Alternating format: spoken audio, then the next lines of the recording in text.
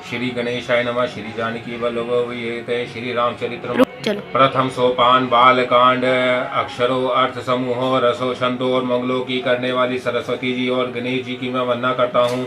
श्रद्धा और विश्वास के स्वरूप श्री पार्वती जी और श्री शंकर जी की मैं वंदना करता हूँ, जिनके बिना सिद्ध जन अपने अंतकरण में स्थित ईश्वर को नहीं देख सकते। ज्ञानमय नित्य शंकर रूपी गुरु की मैं वंदना करता हूँ, जिनके आश्रित होने से टेढ़ा चंद्रमा भी सर्वत्र वाणीदत्त होता है। श्री सीता राम जी के गुण समूह रूपी पवित्र वन में विहार करने वाले विशुद्ध विज्ञान संपन्न कवीश्वर श्री वाल्मीकि जी और कपीश्वर श्री हनुमान जी के मैं वंदना करता हूँ। उत्पत्ति स्थिति और संहार करने वाली, कलेशों की हरने वाली तथा संपूर्ण कल्याणों की करने वाली श्री रामचंद्र जी ही की प्रियतमा श्री सीता जी के मैं नमस्कार करता हूँ, जिनकी माया के वशीभूत संपूर्ण विश्व ब्रह्मादि देवता और असुर है, जिनकी सत्ता से रस्सी में सर्व के भ्रम की भांति है सारा दृश्य जगत है सत्य ही पवित्र होता है, और जिनके केवल चरण की भव सागर से तरने की इच्छा वालों के लिए एकमात्र नौका है। उन समस्त कारणों से पर राम कहलाने वाले भगवान श्री हरि की मैं वंदना करता हूँ। अनेक पुराण वेद और शास्त्र से सम्मत तथा जो रामायण में वर्णित है और कुछ अत्रत से भी उपलब्ध श्री रघुनाथ जी की कथा को तुलसीदास जी अपने अंतकरण के सुख के लिए अत्यंत मनोहर भाषा रचना में विस्तृत करता है, जिन्हें स्मरण करने से सब कार्य सिद्ध होते हैं। जो गणों के स्वामी और सुंदर हाथी के मुख वाले हैं, वह ही बुद्धि के राशि और शुभ गुणों के धाम मुझ पर कृपा करे, जिनकी कृपा से गूंगा बहुत सुंदर बोलने वाला हो जाता है और लंगड़ा लूला दुर्लभ पहाड़ पर चढ़ जाता है। वह कलयुग के सब पापों को जला डालने वाले दयालु मुझ पर दविद्र हो।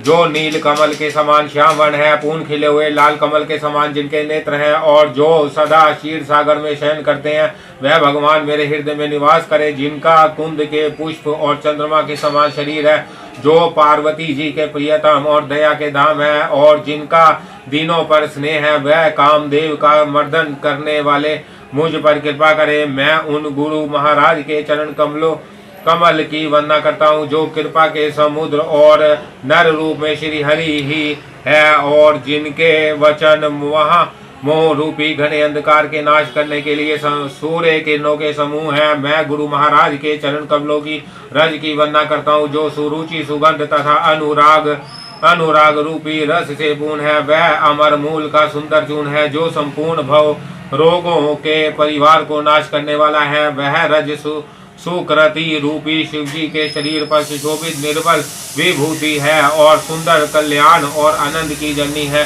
भक्त के मन रूपी सुंदर दर्पण के महल को दूर करने वाली और तिलक करने से गुणों के समूह को वश में करने वाली है। श्री गुरु महाराज के चरण नखों की ज्योति मणियों के प्रकाश के समान है, जिनके स्मरण करते ही हृदय में दिव्य दृष्टि उत्पन्न हो जाती है। वह प्रकाश अज्ञान रूपी अंधकार का नाश करने वाला है। वह जिनके हृदय में आ जाता है, उसके बड़े भाग्य हैं।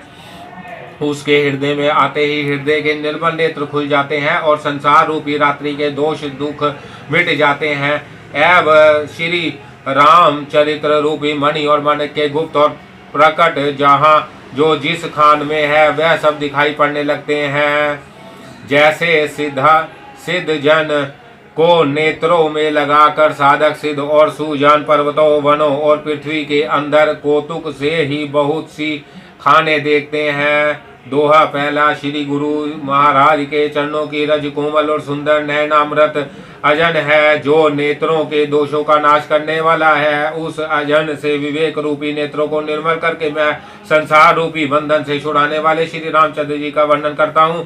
पहले पृथ्वी के देवता ब्राह्मणों के चरणों की वंदना करता हूँ, जो अज्ञान से उत्पन्न सब संदेहों को हरने वाले हैं। फिर सब गुणों की खान संत समाज को प्रेम सही सुंदर वाणी से प्रणाम करता हूँ। संतों का चरित्र कपास के चरित्र के समान शुभ है, जिसका फल नीरस विषाद और गुणमय है। संत स्वयं दुख सहकर दूसरों के छिद्रों को ढकता है, जिसके कारण उसके जगत में वंदनीय यश प्राप्त किया है। संतों का समाज आनंद और कल्याणमय है, जो जगत में चलता फिरता तीर्थराज है। जहाँ राम भक्ति रूपी गंगा जी की धारा है और ब्रह्मा विचार का प्रचार सरस्वती जी है।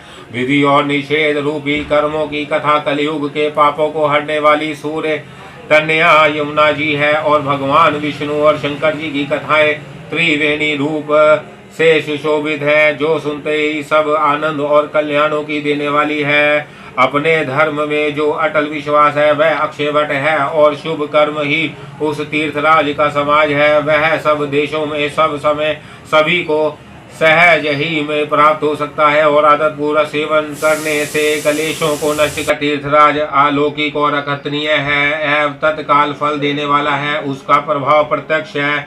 जो मनुष्य इस संत समाज रूपी तीर्थराज का प्रभाव प्रसन्न मन से सुनते और समझते हैं और फिर अत्यंत प्रेम पूर्वक इसमें गोते लगाते हैं, वह इस शरीर में रहते ही धर्म अर्थ काम मोक्ष चारों फल पा जाते हैं। इस तीर्थराज में स्नान का फल तत्काल ऐसा देखने में आता है कि कौवे कोयल बन जाते हैं और बगुले हंस। यह सुनकर कोई आश्चर्य ना करे, क्योंकि सत्संग की महिमा छिपी नहीं है। दोहा दूसरा।